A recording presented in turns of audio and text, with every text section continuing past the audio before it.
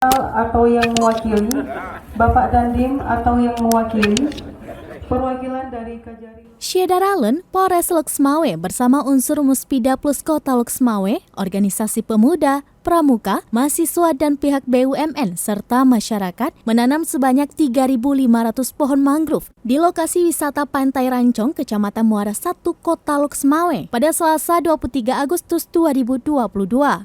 Penanaman pohon itu bertujuan menjaga ekosistem dan lingkungan, selain itu juga bisa mencegah abrasi pantai.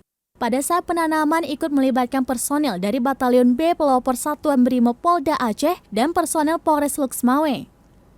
Kapolres Loksmawe AKBP Heki Ismanto saat membacakan amanat Kapolda Aceh, Irjen Pol Ahmad Haidar menyampaikan kegiatan ini dilaksanakan dalam rangka HUT ke-77 Kemerdekaan Republik Indonesia dengan menanam 77.000 pohon secara serentak di seluruh daerah Provinsi Aceh, di mana tumbuhan yang akan ditanam ini memiliki peran ekonomis yang besar bagi kehidupan masyarakat dalam rangka menumbuhkan ekosistem alam dan juga mencegah abrasi laut.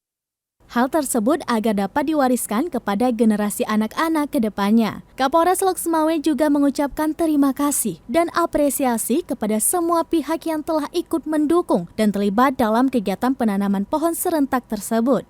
Kemudian, Kapolres Loksmawe AKBP Heki Ismanto usai melakukan penanaman pohon secara simbolis bersama PJ Wali Kota Loksmawe, Dr. Andes Imran MA, dan Rem 011 Liliwangsa, Kolonel Infantri Bayu Permana mengatakan kegiatan ini merupakan program Kapolda Aceh, yaitu suatu terobosan Aceh Hijau yang dilaksanakan secara serentak di seluruh kabupaten dan kota di Provinsi Aceh.